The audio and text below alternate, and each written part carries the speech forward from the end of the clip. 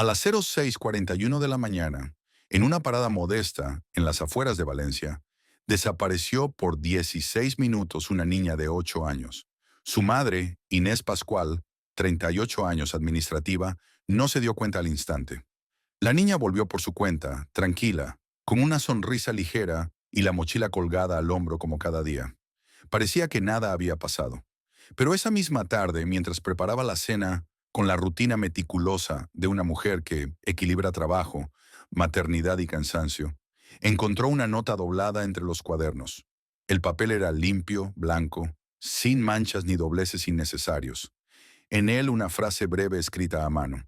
Te la hemos devuelto esta vez. No habrá otra. No había firma. No había contexto. Solo esa frase. Inés se quedó inmóvil con el papel entre los dedos. La cocina seguía oliendo a pimientos asados. La televisión en el salón murmuraba un informativo cualquiera. Su hija tarareaba en voz baja un anuncio de cereales. Nada cuadraba. Nada parecía alterar la escena, excepto esa línea escrita con una calma criminal. El primer impulso fue llamar a la policía. El segundo, guardarse la nota en el bolsillo sin decir nada. Escogió el segundo. No por miedo, sino por intuición. Inés sabía, sin tener pruebas, que esto no era un juego ni un error. En su interior, algo empezó a moverse. Un engranaje antiguo, tal vez olvidado desde la muerte de su exmarido, Sergio Varela, 41 años, exfuncionario de seguridad local. Él había fallecido en acto de servicio hacía 2 años. Ella recordaba cómo él hablaba de cosas que no podían decirse por teléfono. Cómo le enseñó a detectar lo que no se ve. Ese mismo día, sin comentarlo con nadie, escaneó la nota con una app en el móvil.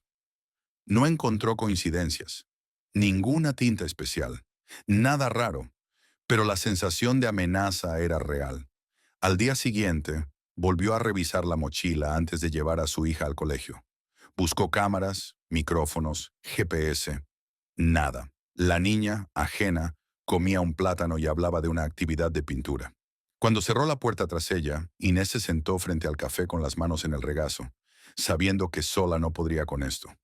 Fue entonces cuando marcó un número que no había usado en meses. Marcos Varela, 56 años, técnico en telecomunicaciones jubilado, vivía en una casa modesta en Carcaixent, rodeado de olivos y routers antiguos. Era el hermano mayor de Sergio. Había trabajado con el ejército en Kosovo y luego en el Ministerio de Defensa, donde su trabajo era interceptar comunicaciones no autorizadas. Lo echaron después de filtrar, según la versión oficial, información sensible que comprometía la operatividad de un operativo encubierto. Él nunca confirmó ni desmintió. Esa tarde, al recibir la llamada de Inés, escuchó en silencio. No preguntó mucho, solo dijo que iría. Al día siguiente estaba en la puerta de su casa. Había envejecido distinto a los hombres de su edad. Su forma de caminar aún recordaba los años de botas militares. Llevaba un maletín negro y una pequeña linterna ultravioleta. Revisó la mochila sin hablar. Olfateó la tela, tocó los forros, desmontó las cremalleras. Luego puso la nota bajo una lámpara portátil. No había marcas de presión ni dobleces cruzados, pero olía a ambientador de coche barato, como los que cuelgan en taxis viejos. Cuando terminó, se levantó, guardó la nota en una bolsa sellada y le dijo a Inés algo que ella no esperaba. No vayas a la policía todavía, espera, observa. En ese momento, ella comprendió que Marcos no estaba improvisando. Lo estaba tratando como un operativo. Y aunque le costaba aceptar que su vida pudiera tener algo de caso abierto, también sabía que lo que había encontrado no era un simple error. Durante la cena, observó a su hija con atención. Cada gesto, cada palabra. Le preguntó si alguien nuevo la acompañaba a la salida. La niña negó, distraída, hablando del comedor escolar. Nada raro, nada sospechoso. Pero para Inés, todo ya era sospechoso. Esa noche no durmió bien. Revisó el sistema de Wi-Fi, cambió las contraseñas, apagó el router. Luego, sentada en el sofá, pensó en cómo la tecnología que tanto la había ayudado en su trabajo de oficina podía convertirse en una amenaza dentro de su propia casa. A la mañana siguiente, cuando dejó a su hija en la escuela, observó a los padres, los coches, los profesores. Todos parecían normales. Todos saludaban con la misma cordialidad de siempre. Y sin embargo, por primera vez, no sintió confianza. Esa fue la primera lección. El peligro no siempre grita. A veces susurra. Y llega con letra bonita, en una hoja blanca, escondida entre cuadernos de primaria. Marcos Varela no volvió a su casa esa noche. Se quedó en la habitación de invitados de Inés, con su maletín al lado de la cama, como si esperara órdenes. Dormía ligero, con un oído siempre atento. Al amanecer, ya estaba en la cocina revisando el router de la vivienda.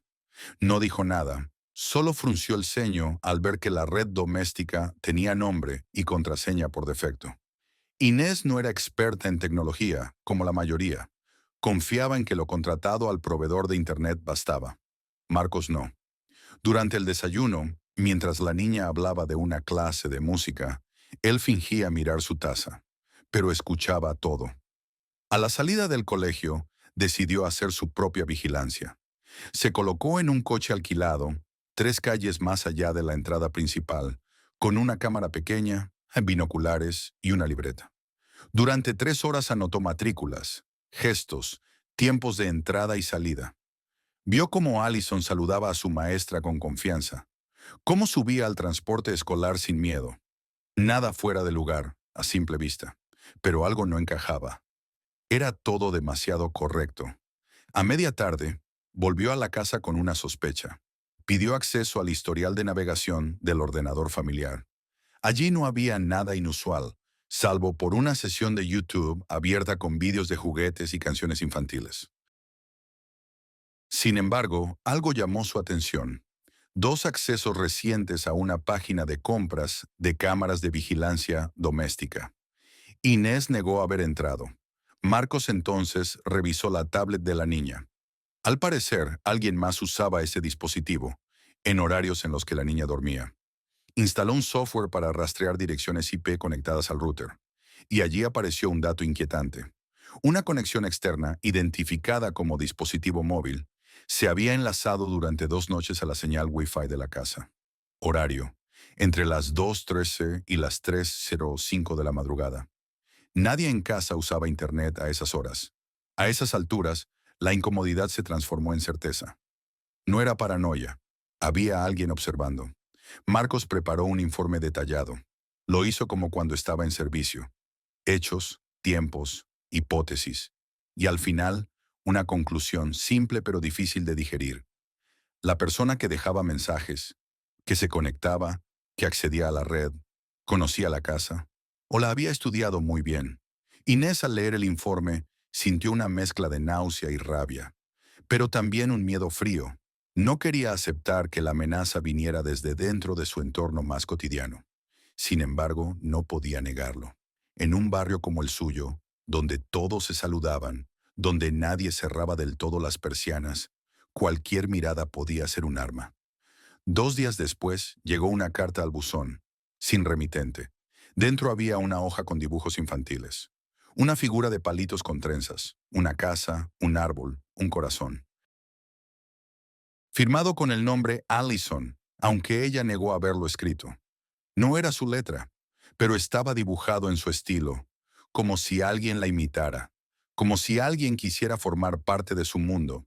Y eso para Marcos era más grave que cualquier amenaza directa. Esa noche, revisaron cada centímetro del interior de la casa. Encontraron lo que parecía un punto sospechoso entre los libros del salón. Marcos lo despegó con cuidado.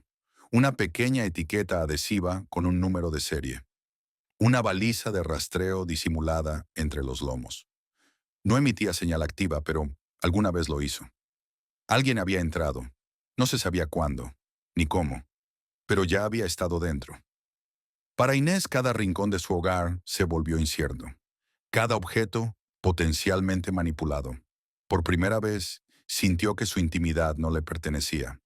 Y esa sensación, dijo después, fue la más violenta de todas. Mientras tanto, Allison seguía ajena, dibujaba, reía, se peinaba frente al espejo con 2 coletas desiguales y preguntaba si el domingo irían a casa de su prima. Para ella, todo seguía en orden. Y tal vez por eso, Marcos supo que el peligro era real, porque el objetivo no era la casa, ni los adultos, era la inocencia misma, y alguien estaba decidido a entrar en ella sin permiso. La tercera semana después del hallazgo de la nota fue la más silenciosa. No hubo nuevas cartas, ni conexiones extrañas, ni dibujos anónimos. Inés intentó aferrarse a la idea de que todo había terminado. Que tal vez había sido un susto puntual, que quizá la persona que estaba detrás se había arrepentido, asustado o cansado. Pero Marcos no compartía ese alivio. Él sabía, por experiencia, que cuando una amenaza cesa de repente, es que algo más está en marcha. Y esa calma solo lo hacía más desconfiado. Una mañana, a las 07:12, Allison salió como siempre hacia la escuela. El transporte la recogía en la esquina. Marcos desde el salón observaba por la ventana con un café en la mano. Notó un detalle extraño. Un coche de servicio municipal, blanco, con los escudos del ayuntamiento, se detuvo frente a la panadería. No era raro en apariencia, pero no compró nada. Solo permaneció allí 15 minutos, con el motor encendido, antes de irse. Lo anotó. Matrícula, modelo, hora. Por la tarde, cuando revisaba la geolocalización del móvil de Allison, una herramienta que había instalado con el permiso de Inés, vio algo que le heló la sangre. Un punto del recorrido diario no coincidía con la ruta del colegio. Un desvío de 8 minutos hacia una calle lateral, exactamente donde había estado el coche blanco. No era un fallo de señal, había marcas precisas de coordenadas, con tiempos. Ella no había sido dejada en la escuela directamente ese día. Alguien había cambiado la ruta o detenido el vehículo sin motivo. A partir de ahí, Marcos empezó a reconstruir trayectorias. Revisó 4 días anteriores. En 2 de ellos, el patrón se repetía. Una parada intermedia, siempre breve. Siempre en puntos sin cámaras visibles. Siempre cerca de espacios de servicio municipal. Empezó a sospechar. Buscó entre los conocidos de Sergio, su hermano fallecido, quienes aún trabajaban en áreas públicas. Uno de los nombres saltó de inmediato. Hugo Ortega, 49 años, funcionario de seguridad municipal, viudo, sin hijos, vecino del barrio. Había coincidido con Sergio en la unidad de mantenimiento de instalaciones urbanas durante 6 años. Luego, tras la muerte de Sergio, Hugo se había retirado por motivos personales. Inés lo recordaba vagamente. Un hombre serio, silencioso, de los que no hacen ruido. Había asistido al funeral de su marido. Había enviado flores a su hija en su cumpleaños durante 2 años seguidos. En su momento parecía un gesto amable. Viéndolo ahora parecía otra cosa. Marcos decidió actuar. Se acercó una noche a la cochera municipal. No forzó nada. Solo observó. Tomó fotos. Anotó matrículas. Vio que el coche blanco estaba estacionado allí. En el asiento trasero, apoyado en el suelo, había algo. Un cuaderno con pegatinas. De princesas. Como los que Allison solía llevar. No tenía forma de saber si era suyo, pero el modelo era idéntico. No había pruebas, no había delito. Pero el patrón era claro. Y lo que más inquietaba a Marcos no era el coche, ni el cuaderno, ni siquiera el desvío en la ruta. Era el hecho de que Hugo Ortega tenía acceso a todo. A la calle, a los horarios, a los sistemas y sobre todo al recuerdo de Sergio. A través de él podía justificar su cercanía, disfrazar su interés, presentarse como un amigo de la familia. Inés, al escuchar las sospechas, entró en negación. No podía creerlo. No quería. Pero algo dentro de ella ya había cedido. Recordó una vez, hacía meses, cuando Hugo se ofreció a revisar una fuga de agua en el jardín. No le dio importancia. Pensó que era un gesto solidario. Ahora ya no lo parecía. Marcos preparó un informe con todo lo recolectado. Era metódico. Fechas, lugares, fotografías, mapas. Le insistió a Inés en denunciar. Pero cuando fueron a la comisaría, los agentes escucharon sin anotar. Dijeron que sin pruebas firmes no había base para abrir una investigación, que la geolocalización podía fallar, que los coches municipales hacen rutas variables, que no había delito en vigilar desde la vía pública. Salieron de allí con más rabia que alivio. Para Inés fue la confirmación de que estaba sola, que nadie vendría a protegerla si no lo hacía ella misma. Para Marcos fue otro recordatorio amargo. Los sistemas no fallan por accidente. Fallan porque alguien decide que es mejor no mirar demasiado. Esa noche, ninguno de los dos durmió. La casa entera parecía respirar con otro ritmo, como si las paredes también supieran que algo se aproximaba. Una verdad que nadie quería ver, pero que ya era imposible de ignorar. Pasaron 4 días sin novedades. Marcos se obligó a no vigilar cada paso, cada ruido, cada sombra. Inés trató de recuperar una rutina mínimamente estable. Allison, por su parte, seguía mostrando la misma alegría cotidiana. Cantaba por las mañanas mientras se peinaba, dibujaba corazones en las servilletas del desayuno y salía corriendo hacia la esquina del colegio sin mirar atrás. Esa normalidad aparente, sin embargo, solo servía para intensificar la tensión subterránea que ya vivía en la casa. El lunes, mientras Inés trabajaba desde casa, recibió un correo electrónico extraño. No tenía remitente claro, solo un nombre inventado y un asunto inofensivo. Consulta sobre material escolar. Al abrirlo, encontró una imagen.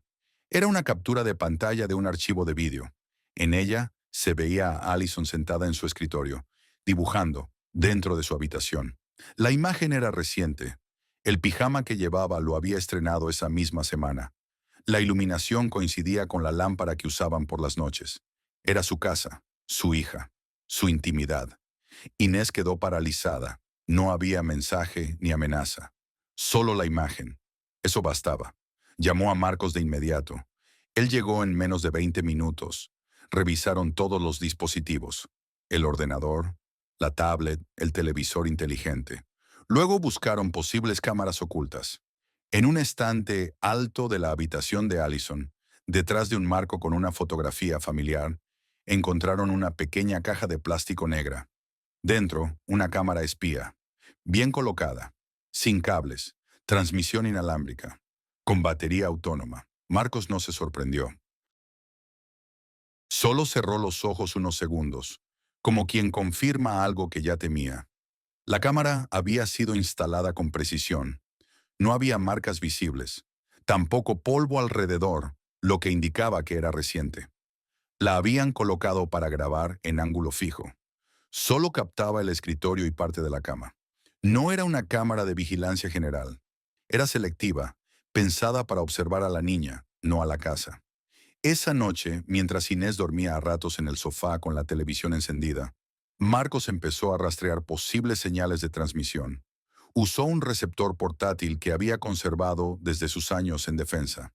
Detectó una emisión intermitente en la banda de 5.8 GHz. No era señal de Wi-Fi habitual. Era punto a punto, lo que significaba que alguien cercano recibía la imagen en tiempo real. Siguió la señal desde la entrada hasta una zona abierta a 2 calles, donde estacionaban los vehículos municipales por la noche. El punto más fuerte venía de allí, y aunque no tenía pruebas definitivas, todo indicaba lo mismo. El receptor estaba en uno de esos coches, posiblemente el mismo coche blanco que ya habían visto en otras ocasiones. Esa fue la gota final. Marcos ya no tenía dudas. Estaban siendo observados desde dentro del propio sistema que debía protegerlos. Y no solo observados, grabados, analizados, convertidos en contenido para alguien más.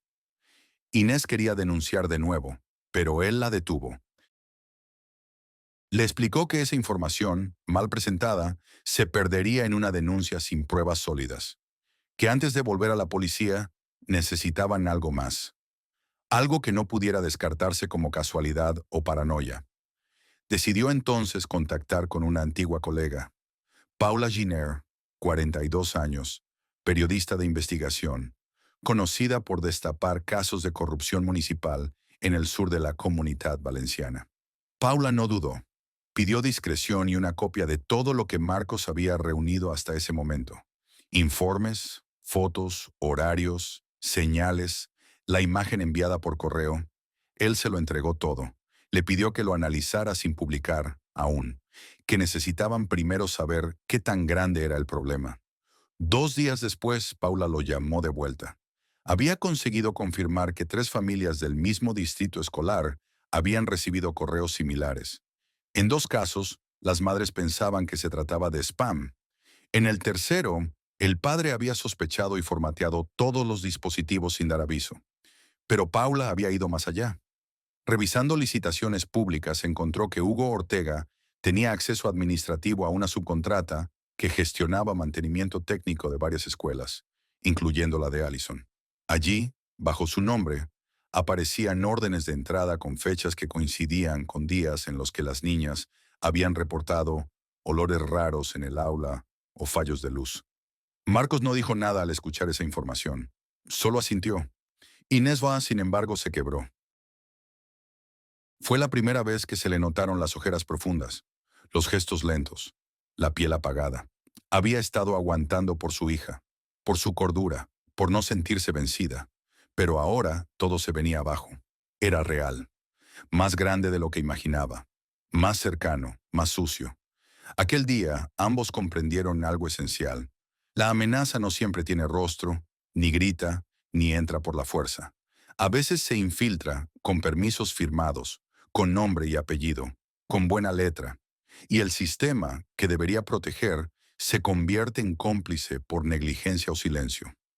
El viernes por la tarde, Marcos citó a Paula en una cafetería discreta del centro de Valencia. Llevaba consigo una copia impresa de cada documento que había entregado, junto con las anotaciones nuevas. Mientras se sentaban en una mesa apartada, ella sacó una carpeta y le mostró una imagen que congeló su respiración. Era un fotograma extraído de una cámara de vigilancia urbana, captado por casualidad 2 semanas antes. Hugo Ortega salía del edificio de la escuela primaria, donde estudiaba Allison, portando una bolsa de herramientas y una tablet con el logotipo del ayuntamiento. Nadie lo había acompañado. No había notificación de su entrada registrada ese día. Tampoco constaba ninguna avería reportada. Marcos comprendió de inmediato lo que eso implicaba. No se trataba solo de un seguimiento doméstico, ni de un interés personal hacia su sobrina. Hugo había cruzado el umbral de lo institucional. Había usado su acceso, su uniforme, su posición, para infiltrarse en espacios educativos sin dejar rastro formal. Y lo más inquietante no era el hecho en sí, sino lo fácil que le había resultado hacerlo. Esa noche, Inés organizó una cena aparentemente normal. Preparó pollo al horno con patatas y colocó una vela en el centro de la mesa. Allison, como siempre, hablaba de su clase de plástica y de una nueva canción que estaban aprendiendo. Marcos observaba con atención cada gesto, cada entonación, como si esperara que algo revelador emergiera entre las palabras sueltas de la niña. Pero todo parecía intacto, incluso demasiado intacto. Después de cenar, cuando la niña subió a su habitación, Inés entregó a Marcos una pequeña memoria USB. Le explicó que allí había copiado todos los archivos del antiguo portátil de Sergio, su marido fallecido. No sabía si había algo útil, pero pensó que tal vez él podría encontrar información relevante sobre Hugo. Marcos pasó la madrugada entera revisando los documentos. Entre contratos de obra pública, recibos, anotaciones sueltas y correos archivados, encontró algo inquietante. Una carpeta llamada Oportunidades Urbana, creada en 2021, pocos meses antes de la muerte de Sergio.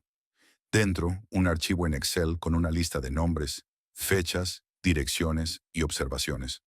La mayoría eran empleados del ayuntamiento, algunos marcados con códigos de colores, otros con comentarios como colaboración aceptada o no viable. Y entre ellos uno resaltaba en amarillo, Hugo Ortega. A su lado una observación, frecuencia creciente, contacto no claro con dirección, acceso no supervisado. Marcos comprendió que Sergio había estado investigando algo, tal vez no formalmente, pero sí con un objetivo definido. Y Hugo había sido uno de sus focos. Lo que no quedaba claro era si Sergio había compartido esta información con alguien, si la había denunciado o si se la había guardado esperando actuar en el momento adecuado. Lo cierto era que ahora estaba muerto y nadie parecía haber hecho nada con esos datos. Al día siguiente, Marcos llevó toda la información a Paula.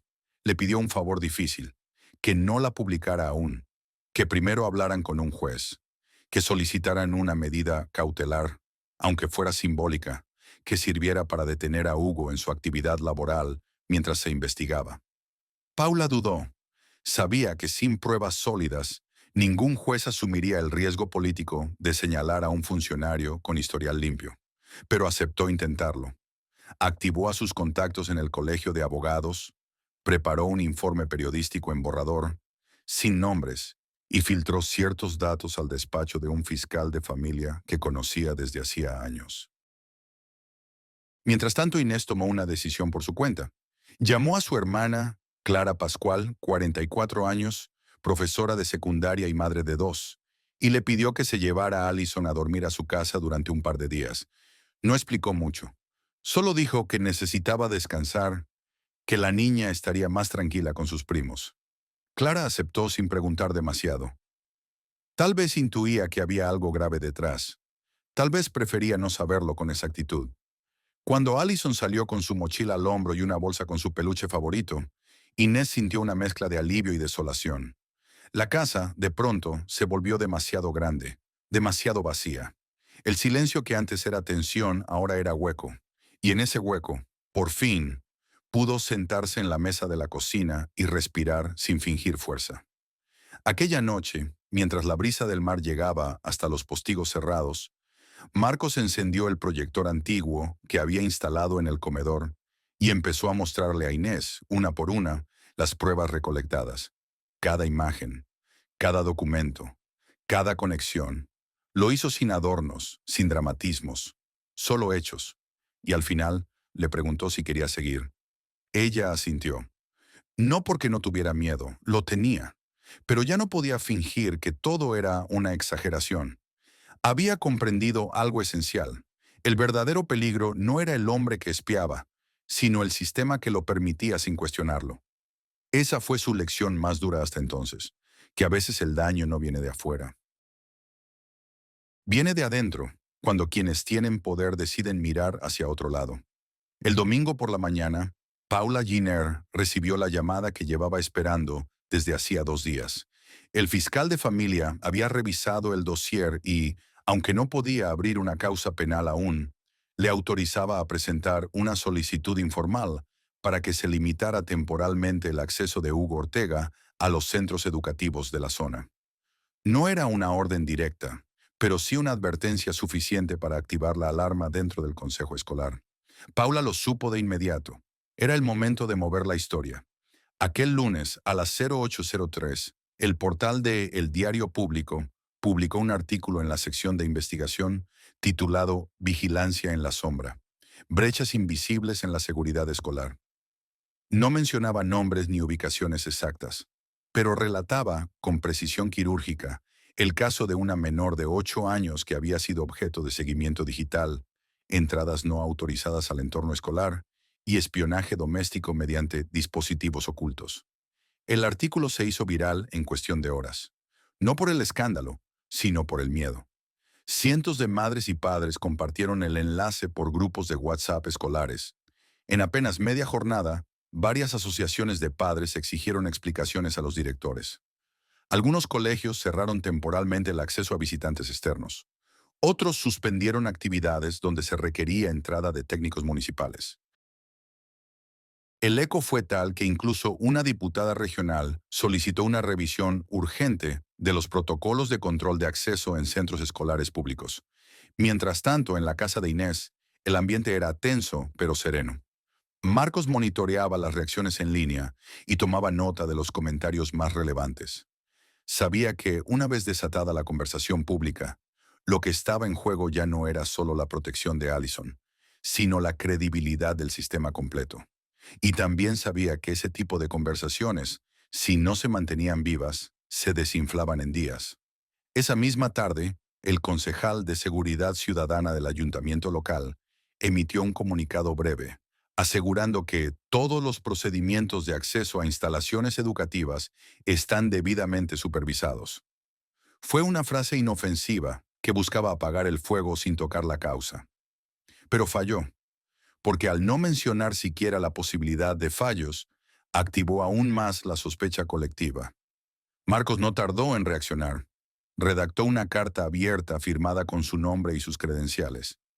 Marcos Varela, técnico en telecomunicaciones jubilado, ex colaborador del Ministerio de Defensa, y tío legalmente responsable de una menor afectada por espionaje tecnológico. La publicó en su perfil de LinkedIn con el mismo título del artículo. En ella explicaba cómo los dispositivos domésticos actuales, tablets, routers, asistentes de voz, pueden ser puertas abiertas si no se configuran correctamente. Invitaba a las familias a revisar sus redes, a cambiar contraseñas, a evitar conexiones públicas, y advertía que no se trataba de paranoia, sino de prevención real. La carta fue compartida más de 3,000 veces en 2 días. Lo llamaron de 3 radios locales y una cadena de televisión pidió entrevistarlo. Marcos rechazó la televisión, pero aceptó una entrevista grabada para un podcast de seguridad digital. Habló sin dramatismo, pero con firmeza. Usó ejemplos concretos, dio consejos y, sobre todo, evitó caer en el morbo. Mientras tanto, Allison seguía en casa de su tía Clara.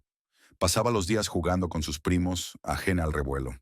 No entendía por qué su madre ya no la llevaba al colegio, ni por qué hablaban en voz baja cuando ella entraba en la habitación. Pero tampoco preguntaba. Solo pedía que su madre le enviara audios por la noche. Inés los grababa con la voz serena, aunque por dentro sentía una mezcla de culpa y alivio. El martes por la noche, Marcos recibió un mensaje anónimo en su correo. El remitente usaba una cuenta temporal, sin datos visibles. Solo una línea de texto. Deberías dejar de hablar. No sabes con quién te estás metiendo. No se inmutó. Lo reenvió a Paula y luego al fiscal. Sabía que ese mensaje no venía de alguien improvisado. Sabía leer entre líneas. Y lo que leyó fue temor. No el suyo, sino el de quien hasta ahora se había movido con total impunidad. Al día siguiente el coche blanco no apareció en la calle. Tampoco hubo nuevas conexiones extrañas al router. Durante 24 horas, todo pareció detenerse, como si quien estuviera al otro lado hubiera cortado el cable de forma preventiva. Pero Marcos no lo interpretó como una retirada. Lo vio como una reconfiguración, un cambio de estrategia. Inés, por su parte, comenzó a anotar. Compró una libreta nueva y empezó a escribir cada detalle del caso, desde la primera nota hasta los más recientes movimientos.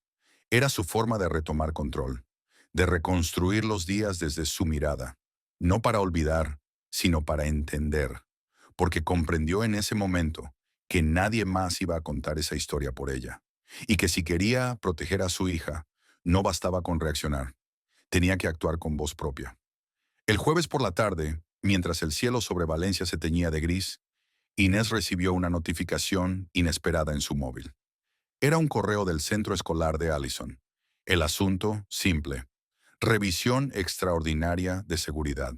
En el cuerpo del mensaje, una circular genérica, se informaba a los padres que, por recomendación del Consejo Municipal, se suspenderían todas las actividades extraescolares durante una semana y se limitaría el acceso de personal externo al centro.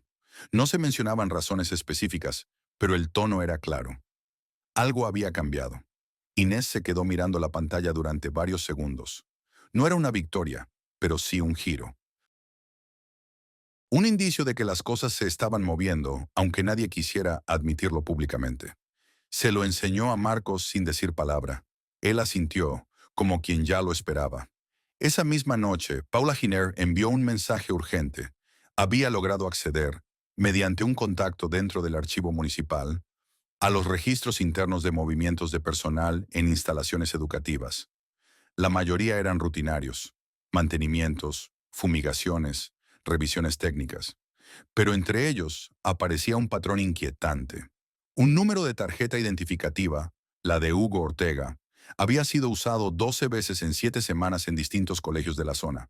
Algunas de esas entradas no figuraban en los reportes de actividades, y en 3 ocasiones, la hora de acceso coincidía con los días en que Allison había reportado objetos movidos o faltantes en su mochila. Paula no solo verificó esos datos, también buscó en bases de prensa casos anteriores relacionados con funcionarios municipales. No encontró denuncias formales contra Hugo, pero sí un artículo de hace 3 años sobre una investigación interna en el ayuntamiento por uso indebido de vehículos oficiales. En aquella nota aparecía mencionada la flota de la que Ortega era responsable. La investigación nunca llegó a nada. Cierre por falta de pruebas. Pero quedaba claro que su nombre ya había circulado en ambientes donde nadie quería mirar demasiado. Esa noche Marcos decidió que ya no podían esperar más. Preparó una reunión con Paula, el fiscal y un técnico independiente en ciberseguridad que colaboraba en causas sensibles.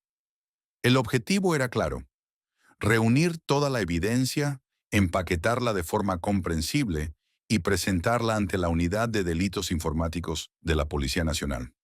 Ya no como sospechas aisladas, sino como un caso estructurado. Inés no fue a esa reunión. Se quedó en casa escribiendo. Llevaba días completando aquella libreta que había empezado en silencio. Anotaba cada fecha, cada pequeño cambio, cada intuición. Era más que un registro. Era una forma de limpiar el miedo, de poner orden al caos y, sobre todo, de crear un relato propio antes de que otros lo hicieran por ella. La mañana siguiente, Paula la llamó para contarle que el fiscal había dado el visto bueno a presentar el caso formalmente. Aunque aún no había imputaciones, la Unidad de Delitos Informáticos se comprometía a abrir una línea de investigación. Iban a solicitar acceso al servidor del ayuntamiento, revisar la trazabilidad de los dispositivos y entrevistar al personal técnico que había trabajado con Ortega en los últimos meses. Era finalmente un paso firme.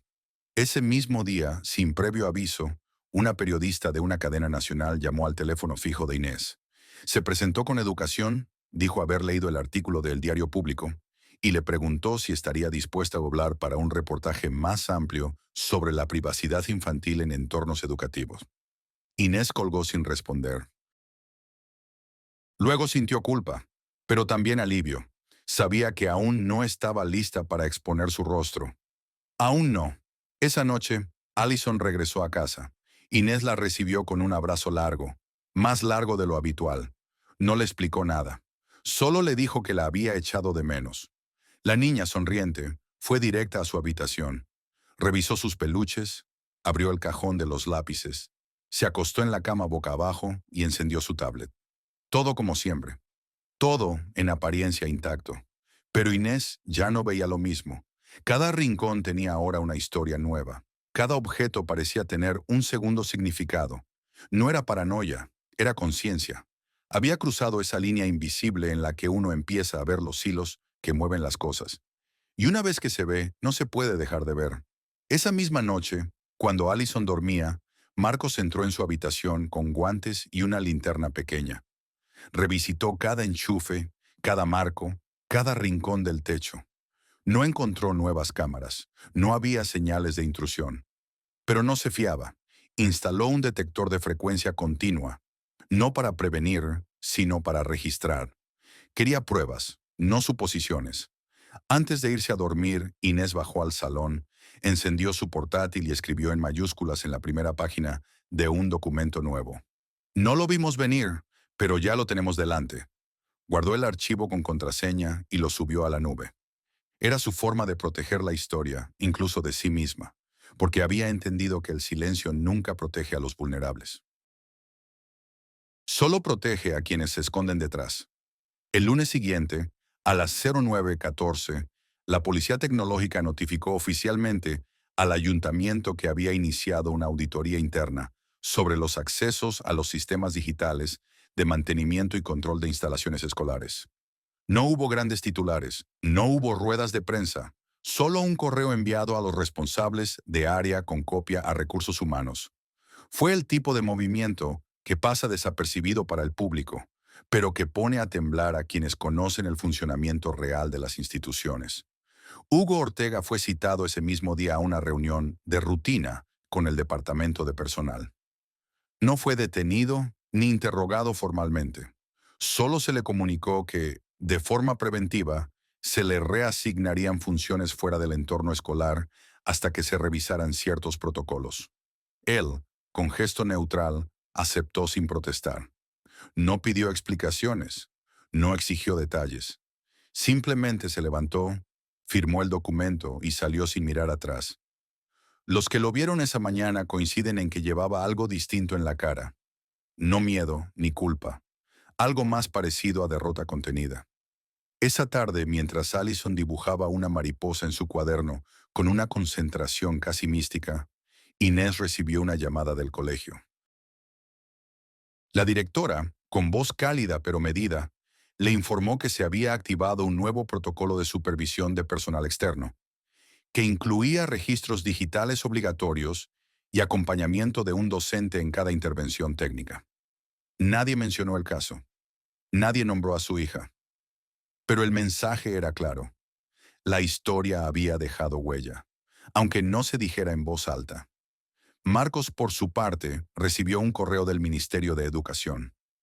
Le agradecían su contribución a la reflexión pública sobre seguridad digital escolar y le invitaban a participar en un grupo de trabajo para redactar un informe nacional sobre prevención de intrusiones en centros educativos.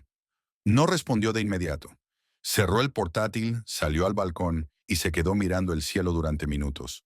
Luego volvió adentro, se preparó un café y escribió una frase en su libreta de tapas negras. Hacer lo correcto no siempre cambia el mundo, pero a veces cambia un barrio y eso ya es bastante. Días después, Paula Jainer publicó la segunda parte del reportaje, esta vez con más detalles. Narraba cómo una familia anónima había logrado activar una respuesta institucional sin buscar fama ni escándalo.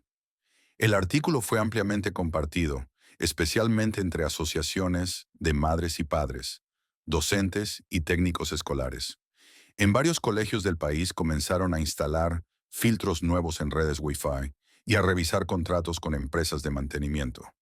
Todo sin ruido, sin fotos, sin nombres, pero con efecto real. El cambio más inesperado, sin embargo, ocurrió dentro de Inés. Una mañana cualquiera, mientras preparaba el desayuno, notó que Allison la miraba en silencio, no con inquietud, con curiosidad profunda, como si estuviera viendo algo nuevo en ella. Inés le preguntó qué pasaba. La niña no respondió, solo la abrazó y apoyó la cabeza en su cintura. Permanecieron así casi un minuto. Luego Allison dijo, sin levantar la voz, una frase sencilla. Ya no tengo miedo en casa. Inés no supo qué decir. Su reacción fue extraña. Sonrió, pero con los ojos llenos de agua. No por tristeza, por reconocimiento. Había escuchado muchas cosas en su vida, pero pocas tan verdaderas como esa. Esa noche, cuando Allison ya dormía, bajó al salón, encendió el portátil y abrió el archivo que había titulado días atrás. Leyó la primera frase. No lo vimos venir, pero ya lo tenemos delante. Luego escribió justo debajo, con otra tipografía. Y esta vez no volverá a pasar sin que alguien lo cuente. Guardó el archivo, cerró la tapa, se sirvió una copa de vino y salió al balcón. Desde allí miró la calle en calma. La misma calle que semanas antes le había parecido hostil, opaca, desconocida. Ahora tenía otra textura. No más segura, pero sí más consciente. Y eso lo cambiaba todo. Justo antes de irse a dormir, revisó su móvil. Un mensaje nuevo en el grupo de madres del colegio. ¿Alguien ha leído el artículo de hoy? Increíble lo que puede pasar sin que nos demos cuenta. Inés no respondió, solo puso un corazón rojo. Esa fue su victoria. Y así terminó una historia que nunca salió en la portada de los periódicos, pero cambió silenciosamente la forma en que muchos padres y madres empezaron a mirar los dispositivos de sus hijos, las cámaras en los techos y las visitas técnicas rutinarias en las aulas. Una historia real en sus detalles, aunque muchos jamás sean confirmados. Una historia que no buscó venganza ni fama, sino simplemente que alguien, esta vez, no mirara hacia otro lado. Si alguna vez escuchaste una historia parecida o conoces algún detalle de un caso así, cuéntalo en los comentarios. Hay muchas verdades que solo salen cuando alguien se atreve a decir, yo también lo vi. Y si este relato te hizo pensar o sentir algo, suscríbete, porque vendrán más historias como esta, reales, silenciosas, necesarias. This is an artistic and fictional creation intended for both entertainment and educational purposes. Any resemblance to actual people or events is purely coincidental. Some scenes and dialogues in the video are part of a dramatized performance and incorporate elements of grotesque, satire, and exaggeration. The creator stands against discrimination, violence, and hatred. This channel fully complies with YouTube's policies and does not infringe upon copyright laws.